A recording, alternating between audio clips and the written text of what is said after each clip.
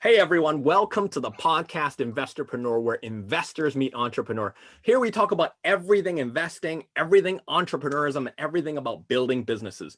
Today I have the treat of being with Karthik Manimozhi, the CEO of Revolut.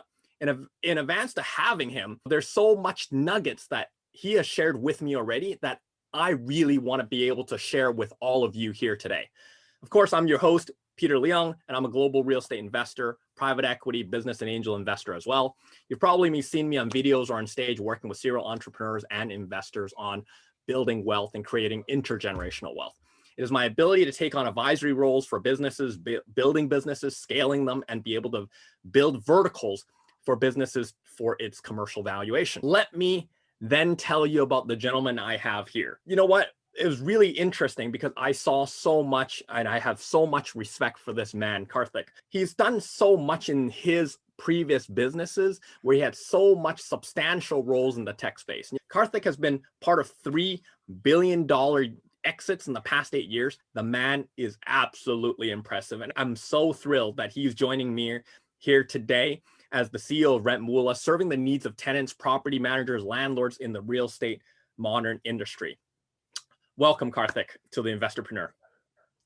Thank you, Peter. It's my real pleasure and privilege to join you here today. It's really cool. And as a matter of fact, you represent so much. You're good looking. At the same time, you're very special. You've done so much already in the work that you have created and how much success you have created. So I want to start off with this. A lot of people already know a lot about you and also Revolut. But can you tell me a little bit what success means to you? You've had so much of it. So hearing it from you would be absolutely a thrill. Yeah, I think it's a great question. And the first thing that came to my mind when you asked that question is the quote from Sir Winston Churchill: "Success is not final and failure is not fatal. It is the courage to keep moving forward that counts." And to me, it's always been about the journey. Over the last 20 years where I've been part of the tech industry, it's about finding that problems that you can solve. And that is very important. And that's what differentiates winners from losers, in my opinion. And of course, you need the timing, a little bit of luck, but there is no substitute for passion, hard work, and dedication. Those things are very important. One of the things I like to share, Peter, is I tell people my career started in crisis. In 2001, when I just came out of college, you know what happened then, the dot-com bust. And that's when I started my career. And my first major role in Europe, I was the managing director for UK and Ireland for SAP, right, the world's largest ERP provider. And I was asked to manage and turn around the UK mid-market business during 2008 financial crisis. And perfect timing, right? Perfect timing. Yeah, well, perfect timing. Could not have. It was heart-wrenching to see those mom and pop shops go out. And that kind of taught me the importance of liquidity and access to cash, because that's the difference between large companies and small companies.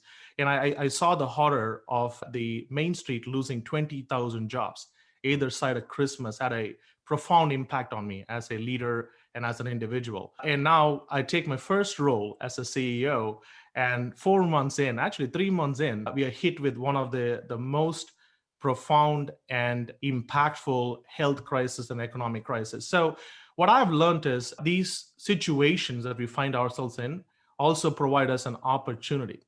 So we find that we're walking past several problems all the time and turning a blind eye. And a shakeup like this allows you to focus on what is really important in life for your family, for your friends, for your community, and for the society in general. And winners are made when you can step up and do your bit for the community. It's easy to overlook the fact that some of the most valuable and wealthy corporations in the world today were created during crisis. And that is one thing that'll always stick with me. That is a awesome definition of success, my friend. You've seen all this. You've seen the crisis. And actually, we say this, right? Crises are opportunities. And it's really a point where we can actually make things happen. So tell us a little bit about Revolut solving so much. You've shared a complete vision as to getting in the role of the CEO. But can you first share with us, what is the problem that Revolut is solving in the marketplace? That's a great question, Peter. So the number one thing that struck me about this market, and remember, I've worked with real estate as a vertical, but has never been in this vertical 100%. And sometimes that gives you a different perspective.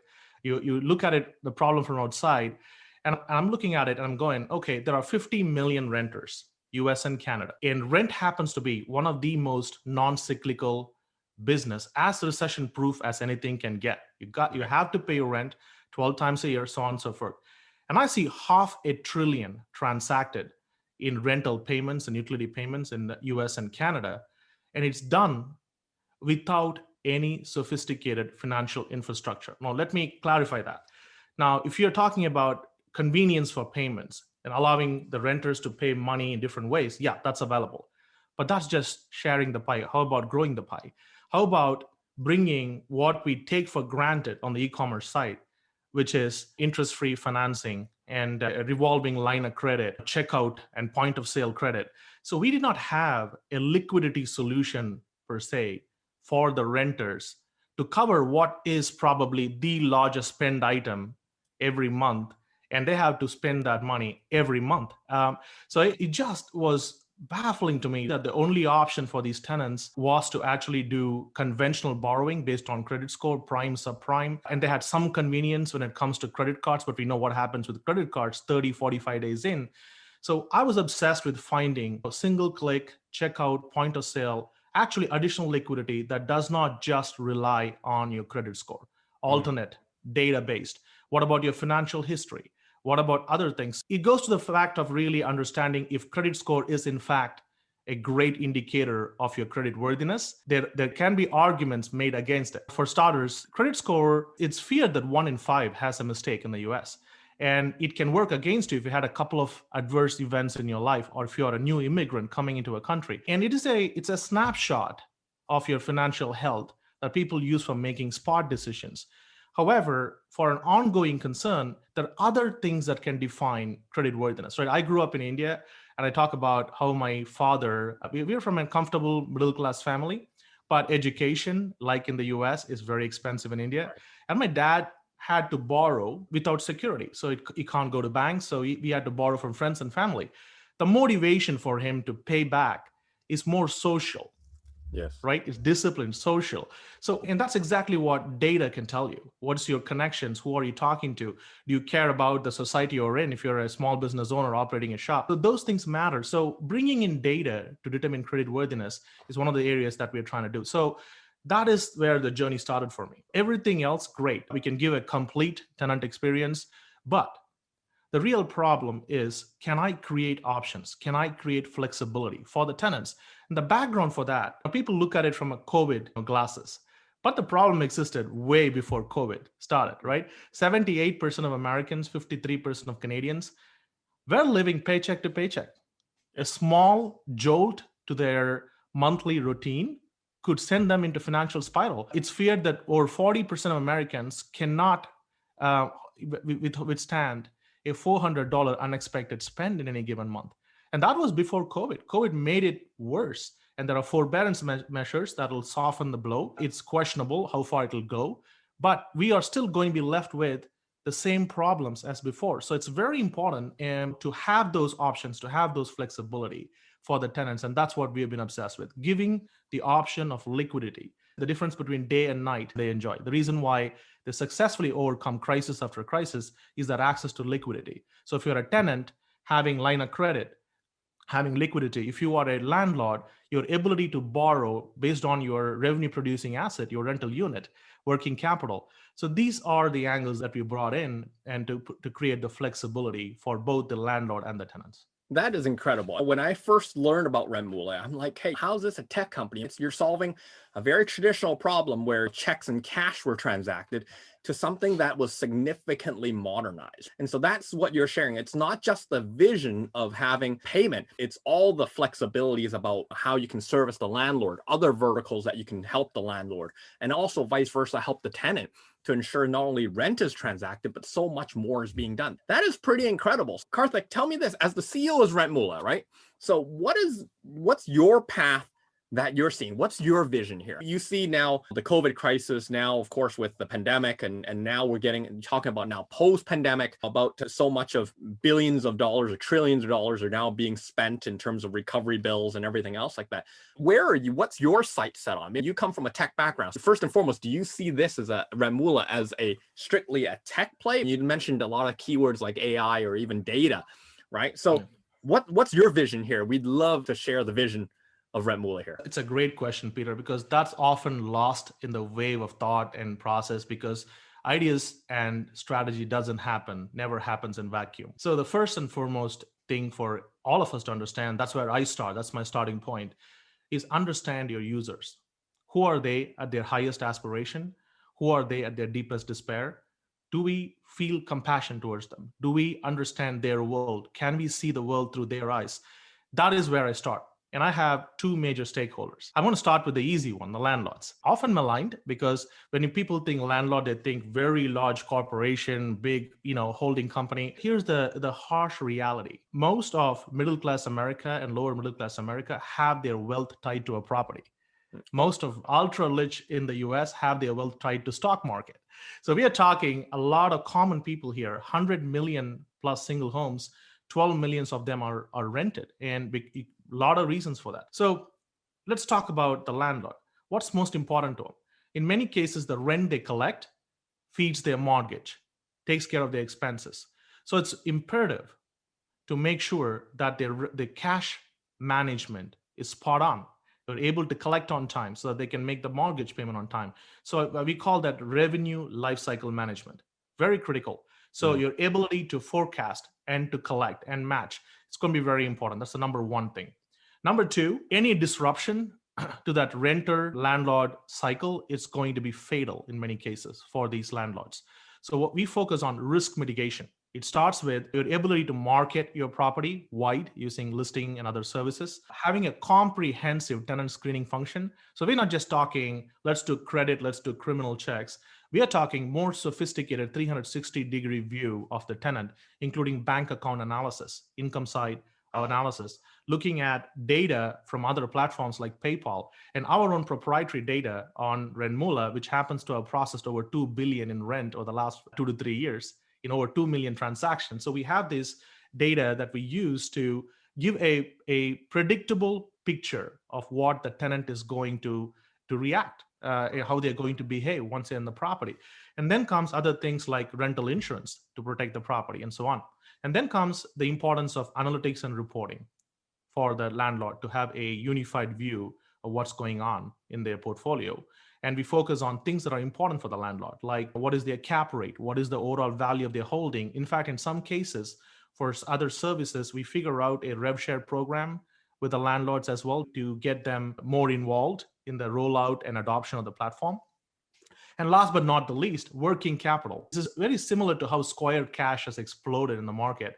So small and medium businesses where the loans between $100 to $5,000 for small and medium businesses, boutique shops and coffee shops and so on, that's exploded. Square Cash is making many entrepreneurs' life easy, and so is PayPal for that matter. Right. So we are bringing the same convenience, fixed interest, 24-month loan, and you can borrow against your asset, your rental property. And this product is currently being incorporated. We anticipate it will be released the second half of this year.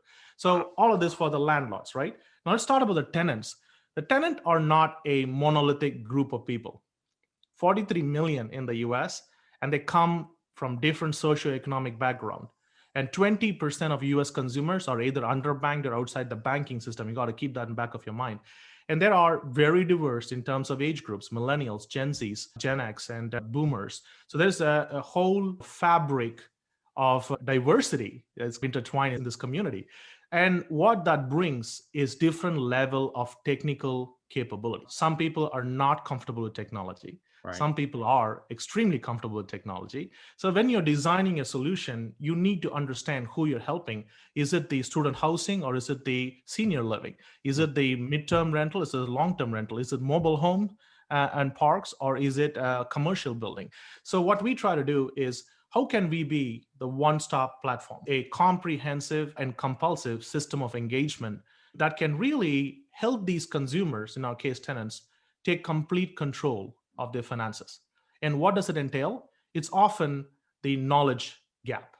Knowledge is asymmetric in today's market. So depending on your tech ability, you may or may not have what it requires to take control of your finances. So the way we're tackling that is by creating a simpler platform, an engaging user interface, and by thinking about the customer journey, right?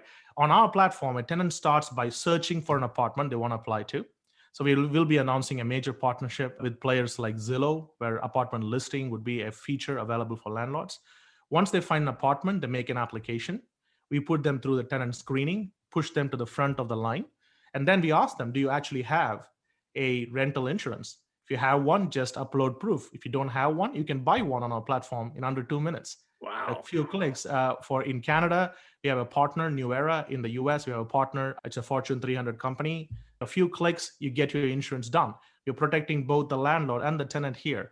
And then we ask them, particularly in the US, where the cash advances for security deposit is such a big burden for a lot of the ordinary families, because liquidity is key, right? Asking them to put up 1 to 2 month rent in cash and having to manage it could be a big problem. So we tell them, here is an alternative to security deposit.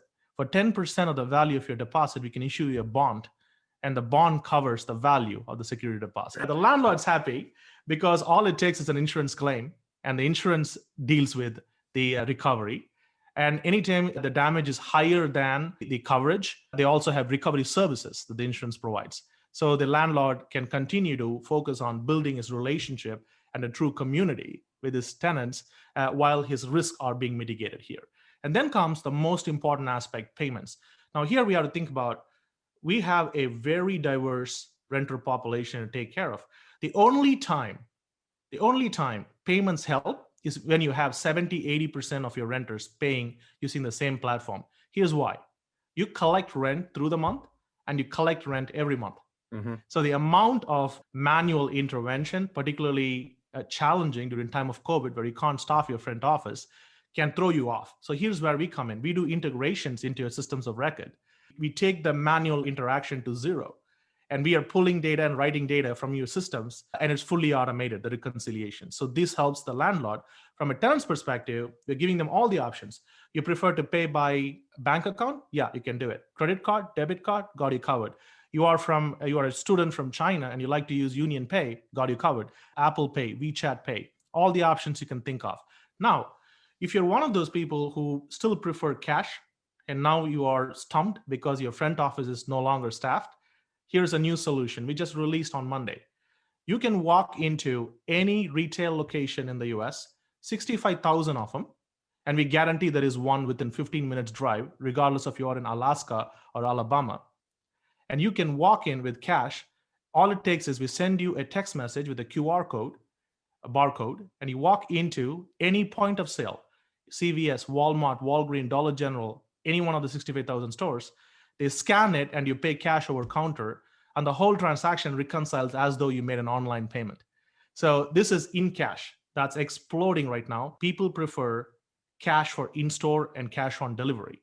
So creating that option also helps the 20% underbanked and unbanked consumer who's thinking about it. If you're still wary of getting a text message with a QR code, well, we got it even more simple for you. We give you a card with a barcode already on it. All you need to do is scan the barcode and still pay, and you don't even have to touch technology. And that's the convenience we bring. And now what if you still love checks? So we have a processing lockbox now. So you can either scan the check on site or do a e-transfer, or you can actually send your check to a physical box, and we manage it for the landlord and we get everything reconciled, and not to mention the digital wallet. And these are just the payment options. Now, what if you needed a little bit of help on the liquidity side? So the way it works is, imagine your experience on an Amazon. You put your shopping things into your cart, you check out and you leave, single click. That's what made Amazon great. So we are bringing the same convenience on a rental platform. You take your rent and utilities on a shopping cart, you check out, and there is this button that says credit, access credit. You click on that button, 30-second application, 60-second decision, 15 seconds, the money is directly transferred to the landlord's bank account. And this is a 6-month interest-free revolving line of credit, a line between $124,000. And here's the kicker. Not only is it is a revolver for ordinary consumer, it's not based off of credit score. It's based off of data. It's based off of your PayPal history, your financial data.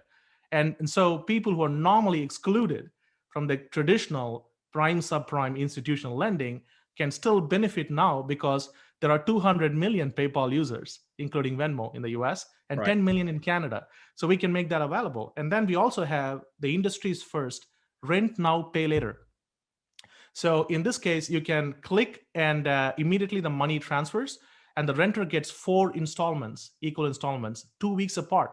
So if you're trying to balance out, it's a small payment, you're balancing out for your next paycheck, you can do that on the platform because you pay right away and then you get 6 weeks to pay back. The first installment is taken at the time, and then 2 weeks apart, you get 3 other So installments. you're literally telling me, like, this is music to my ears as a landlord, because now you're solving the problem. Essentially, what problem you're solving? I think I got it. You're solving the headaches that landlords have when they get a bounce check. They're getting that headache as to expecting that payment. When are they going to pay? How are they going to pay? Are they going to be able to pay? That is brilliant. That's the problem you are solving for so many landlords all over the world, just because of that one thing, because so much of their financial livelihood is based upon this one significant asset class that they have, which is the investment property.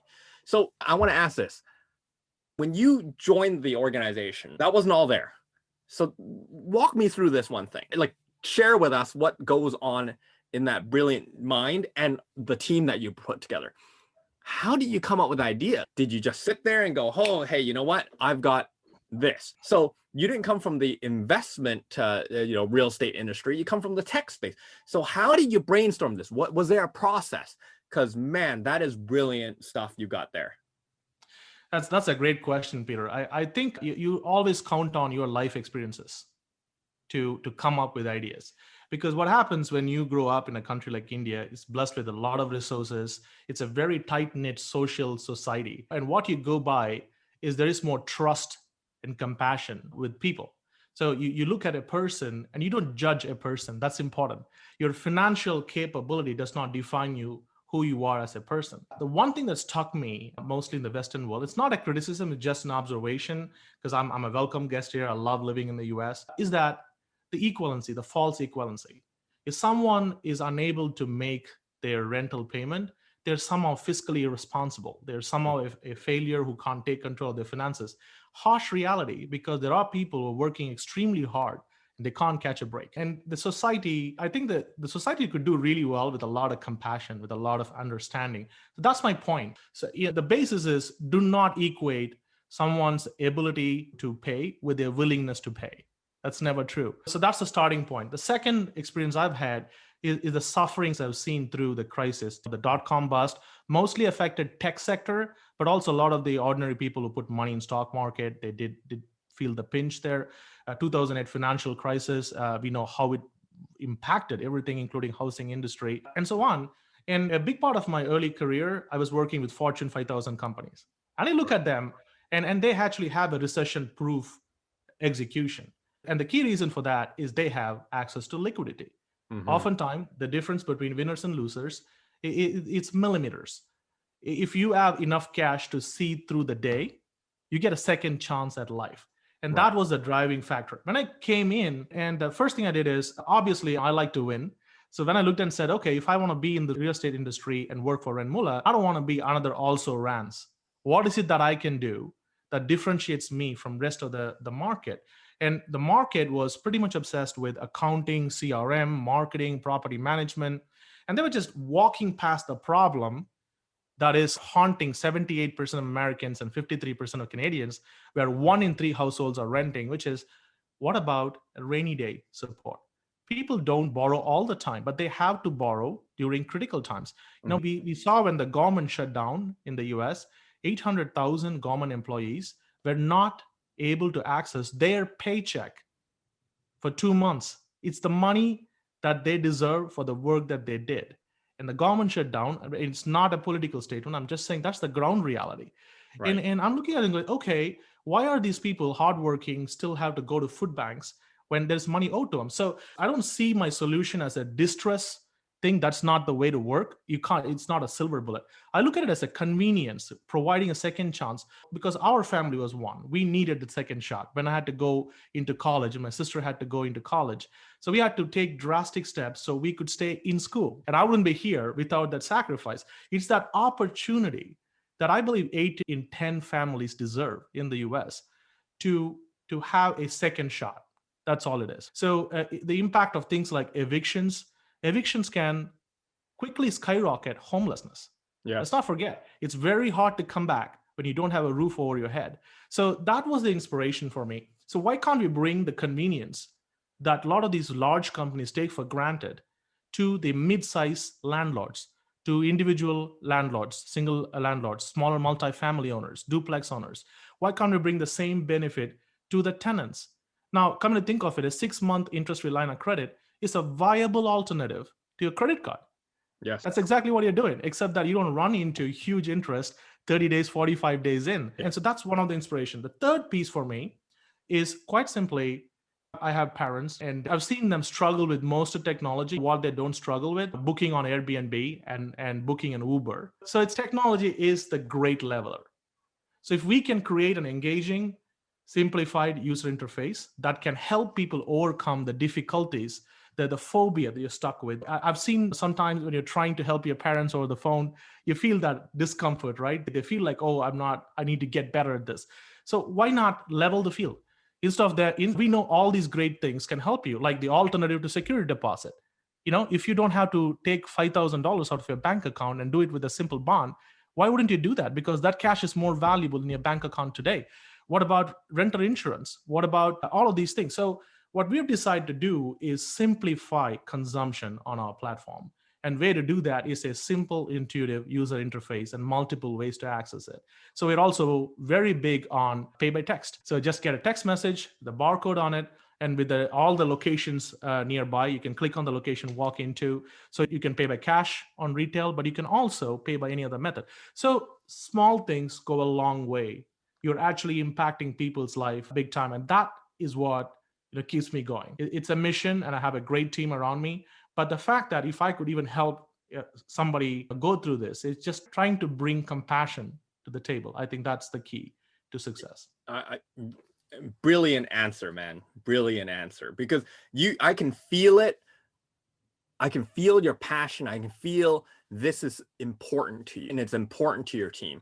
And I think that's when you told me about payment by tech as a landlord, and many of us listeners here have many property. One of the biggest things is they're collecting rent. And when they collect rent, they have a lot of people who are not necessarily affluent in terms of technology. And I remember going back to my days, my father was always saying, no, I'm never going to use a phone. I'm never going to use an iPhone. I'm never going to use these things. And little did I know he was asking for my iPad. He was like, hey, whenever you're done with that, can I have it? They always want to adopt. And some people can adopt and some people may not be as eager to adopt because of their circumstances or because of their willingness or interest in technology. But that's the important thing. Even though you're in the tech space, you've made these solutions so simple, right? Like even as simple as no, don't worry about the QR code because there's still technology there. What if I gave you a card? And I'm like, man, I can't believe that you've covered 360 degrees. So that is something that I think is brilliant. A lot of entrepreneurs that are also listening here would really see it. You didn't just do one vertical and then just did the technology, which you want to be, but you went all the way around going, yeah, we can go from high tech to mid tech to low tech or no tech for that matter. And you can still be on your platform and be able to unify that for landlords, because no landlord wants to go, well, I've got 5 people paying this platform, 2 paying that one. It's troubling. So that's brilliant, Karthik. So here's the next thing. You obviously didn't do this by yourself, right? You assembled, you got started as the CEO. And then from there, can you tell us how you built your team around you to be able to see your vision, to be able to support and into the community of what you're trying to build? Because obviously you've won a lot of awards too. We'll get there. How did you build the team around you to be able to unify to your vision? And was it just your vision, or how did this whole team building thing go? You've done tremendous things to improve the performance of the company. So can you share with us here how you were able to assemble your team and how did you get them to unify on that vision that you just shared with us here?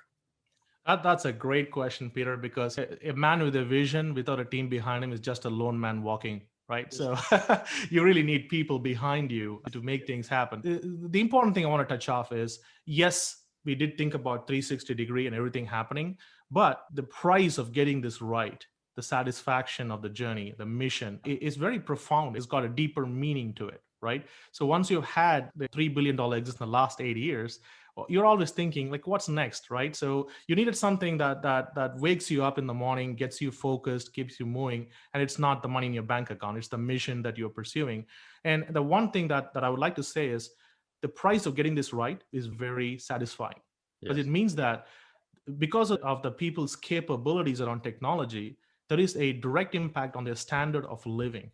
Just let that sink in. Mm. If you're comfortable with technology and you know where to access data, you have a vastly different life, a quality of life, compared to if you don't know about this. So the work of fintechs like us is to simplify that. So that's where we start. Now, then, once you start to pull the pieces together, one of the things that strikes you immediately is what brought the company to where it was is probably not going to help to take the company to the next level. And you have to be honest about that. You have to look at it. So when we started assembling our team, there is aspiration, there is a great vision, but there is also ground reality. How do you ask people, qualified, talented, passionate people, to join you in your mission? So this is where what we decided to do is that we agreed that the diversity of our team should reflect the diversity of the market we serve. And I'm a big proponent of Moneyball candidates. I'll tell you why. Not everybody gets the same treatment. It's not a social statement. There's 7, 8 billion people. I grew up in India, 1.3 billion people. Competition is the essence of survival. I don't look at it either way. These are the variables, you have to work around it. What I look for is who are the undervalued candidates in the market. So who are people with passion, with dedication, with capability, with intent, but they never had a chance to develop their skill because they were not put in complex situations. You can practice all you want in the nets. You cannot simulate a game situation. The type of pressure, the crowd cheering, and you get in, and that adrenaline rush, due to the ability to think clearly under pressure, that takes a very different kind of candidate. So when we started hiring, we said, okay, what's our culture? You kidding me? I just started last month. There is no culture. We're going to build it. And the team we bring in is going to build the culture. But we have some guiding lights, and looked around. Customer obsession. You need to be maniacal about what your customers want, thinking about them, inventing for them, personalizing for them, listening to them. That's critical for me. Number 2, trust. Without trust, you got nothing going. I have to build trust with my team, my customers, my investors, everybody. So trust comes, everything else follows, right? Ability to be part of a championship team, very critical. That does not mean we're all going to be nice to each other. I push them hard, they push me hard. This is the beauty of championship team. They don't strive to be liked, they strive to be respected by each other. And it's about really getting that next uncomfortable level. You have to keep a little bit of that positive chaos, positive tension in the team. And here's the payback on that one. If you win a championship, remember, any great team that won a World Cup or a championship, they are united for life. They'll have reunions 30 years from now, 40 years from now. But I can tell you the process would not have been simple. Just rediscovering yourself, putting yourself in uncomfortable positions, ability to give and get feedback. The important thing about feedback, you have to be direct, but you also have to care, right? About the people that are giving feedback to. And I can tell you, I've had a lot of missteps there through my career. I'm learning as well, but the heart and mind is in the right place. So we focus on getting these together. And then we talk about thinking big, thinking bold, thinking details. That's the important thing. And it's good to have 1,000 ideas, but can you make one stick? That's the real question. And I like people who take their chances, and we promote failure. And it's very easy to say, oh, yes, everybody has to fail. No, there has to be a method to your failure. If you fail first, fail fast, fail cheap, never repeat the mistakes again. That's critical for me. Learn from it. Don't go all in. No, you can't do everything at once. Know your portfolio. 40% things you already know will work. Scale them, institutionalize them, industrialize them. Great. Take more risk in the next 40% of your portfolio. And then take a seat at the table in Vegas for the last 20. So the last 20, you have to fail 8 times out of 10. If not, you're not pushing hard enough. So this combination is critical. And then accountability. Anyone on my team will tell you, I'm not the one to sit and listen. Hey, if only A had done this, B had done that, C has done this, would be a success. No, they're all responsible, but you are accountable, my friend, right? Taking accountability. And as a leader, it makes me comfortable when they come and say, you know what, Karthik, I tried, I failed. Here's why I failed. That gives me like a comfort level that this person has analyzed. Oftentimes when people screw up, everybody sees it. It's not like you're hiding. So what comes out of your mouth matters. Are you honorable? Are you taking the high road and telling them, I tried it with the best of intentions? Guess what? I screwed up plenty of times in my life, but it's important to stay grounded. It's the idea, it's not you. And we have to get there. Those things are very important. And so these things matter to me. And last but not the least, be frugal, because resources are never in full supply, whichever size you are. So know where to overextend yourself. So cut down on other areas. So those are the 6 things. And what we ended up doing, Peter, is amazing. We went out and we looked for those undervalued candidates. We looked for those Moneyball candidates, extraordinary talent without an opportunity to shine. And we ended up building a world-class team. We have one of the most diverse teams. We are pushing around 50 employees. We speak 33 languages between us. Wow. And 40% of our employees are female. Half my leadership team is female, and 5 out of 7 employees are visible minority. Now, we didn't search for it. We didn't go that way. But turns out, if you're looking for Moneyball candidates, the system does it for you. There are so many people, great talent that you can bring on board, that you can bind with your mission. And that's how we build the team. And we are one of the most diverse team, not because we had a great recruitment policy of allocation.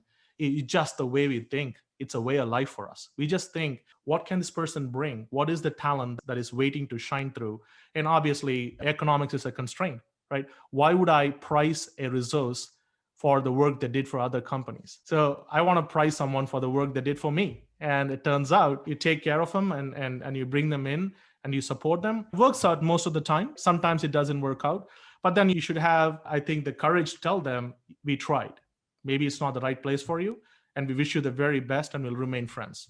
Simple as that. But that's the courage that it takes. You can't get everything right, but you just have to get most of your decisions. That's what I focus on. Great answers. Well, Karthik, you shared so many nuggets up to this point in time. And there's 2 other questions I really got. A lot of people really want this from this podcast, hearing from you. You work with not only the stakeholders, like you say, from the investors, of the tenants, the landlords, but you also have that vertical of investors. You've obviously been able to significantly raise the bar. You've been blessed with the team. You've been able to enlighten the vision and lead the way. You've raised the value of the company. What approach did you take? Okay, so now I'm going, okay, these are the stakeholders. I've got to work with investors, right? Investors are from most cases, money driven. They want to be able to see their resources compound. How did you take that approach? Obviously, you've implemented a lot of things, but how were you able to do that? Is there any process or any approach that you can share with us today? I rely heavily on my experience here, Peter, and you are what you've seen in your life, right? I've traveled to over 73 countries, had the benefit of working for a big company like SAP, managing multiple markets. My first executive role was when I was 23 years old. And I was asked to fly in and take care of SAP Hungary and then SAP Sweden. So my entire brand in SAP was turnaround management. So they would float me in. I'd have anywhere between 6 months to a year to turn the business around. And that's what I do. So what happens is, number one, trust. And you have stakeholders. There are different stakeholders in a public company in compared to a private company, but they're all people and they wanted the best in you. They believed in what the company stands for. They put money in the company. So build trust. And it does not mean you have to always paint a rosy picture. I think you have to be practical. You have to tell them that this is hard work and be transparent. And the truth is the most undervalued asset when it comes to relationship. Whatever is the bad news, don't surprise them. I think you have to tell it right out and say, here's what I'm trying. No one has all the answers. I'm doing my very best. Acknowledge what went wrong in the past and tell them we're working to improve it, and honestly try to improve it, because talk is cheap. Action speaks more. So the first thing I did was to set up a quarterly investor update. And that was important. And I just don't cover where the business is. I will cover the macros. I tell them, folks, here's what's happening. And I see, here are the major market trends. Here are the things that could work for us, the things that cannot work for us. Here's what we are doing, and here's why we think it's the best chance of delivering value for the business. At some point, you hope that you do this honestly day in, day out. Yes. And you have to live it. And you hope that the investors and everybody else sees it and they start to build trust in you. Trust is a process. A couple of sessions, webinars doesn't help you get there. People judge you over a period of time. right? They judge you over what you performed, not on potential until they know you well. So that's important. I think keeping it straightforward and just giving them a realistic picture. And the challenge can be when they're not too much into technology, that can throw them off. And obviously, I have a lot of respect. Different investors have different time frames for exit, and they might come in. So it's a question of really investor relationship management for me. And you just give them day after day with true intent, true honesty, and true honor what is happening in the business, how you're trying to move this forward, paint a picture. I always give my forecast in 3 numbers. I tell them, here's my best case, which means when everything goes, here's where the company will land. And here is my worst case. If everything goes wrong, here's where it'll land.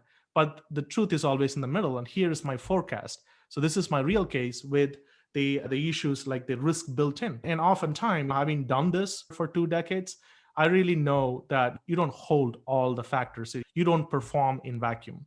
So the best shot you have is transparency. And that's what I focus on with my investors. Wow. So seriously, you talk about trust, you talk about transparency, you talk about the integrity. And I think that is really heartfelt in just the short time that we spent here today, Karthik.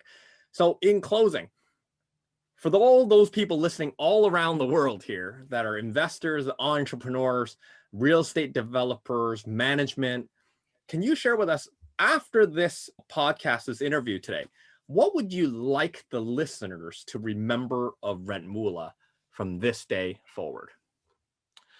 Yeah, I think what I would say is we are here with a mission, and our mission is to simplify technology. We really want to empower our consumers, be it the tenant or the landlords, to really take complete control of their finances. And we do that by providing a simple, integrated, and fully secure system. And we do that through a diverse ecosystem of partners. So think of Rentmula, think of the all inclusive ultimate retail store. It is the ultimate system of engagement. So we are not in the business of each and everything that we stock, but we try to find out what is valuable for you. Do you like Coca-Cola? What do you like? And I'm going to do everything possible, because we rely heavily on partnerships, to make sure that the shelves are stocked with the product you need. So that is generally what I'll tell you. So this is your system of engagement. We want to help you regardless of what your situation is. So that's what we stand for. And generally what I would say is always look at the bright side of things. However gloomy the situation might look, there is definitely light at the end of the tunnel. And for other fintechs trying to look at opportunities, the opportunities are the areas where everybody walks past. The problems are right in front of your eyes. So do that extra bit to just question simple things. And next time you meet a person, try to look at them in a very compassionate sense. And it's not a condescending statement. It just comes from my heart. Any person, any situation, there may be a different reality. And it's not just good to be a compassionate human being. It's also a great business opportunity as an entrepreneur. And that's how fortunes are made. Wow. I don't know about anybody else, but I certainly took a lot away from what you shared, your wisdom of all the businesses, all your experience. You've been able to encapsulate your experience with years of turnaround businesses, of businesses that you were able to involve with, and people that were in your lives to be able to bring to this very day where you're the CEO of Rentmula, where you can implement and make all these things possible. I think every one of us has so much to learn from you. Karthik, congratulations with your recent success. And I look forward to many more of your successes, to hearing those stories and bringing you back so you can share about the excitement of where you're going to be able to go, not just in USA and Canada, but all across the world with your dreams and your endeavors with your team to be able to do that. So congratulations, and thank you so much, Karthik, for being here with us today. Thank you, Peter. I also want to thank you for the service you do here, giving voice to entrepreneurs like me, and also helping a whole community of people to be inspired, to get new ideas, to really rethink everything they do on an everyday basis. So I just want to commend you for your service, and congratulations, Peter, on all your success as well. Thank you very much, Karthik. And guys, go out there just like Karthik, making it happen. Learn from all the nuggets that he shared. He's dropped many of those here today. So guys, have a great day. Karthik, thank you again. Thank you very much. Thanks, everyone.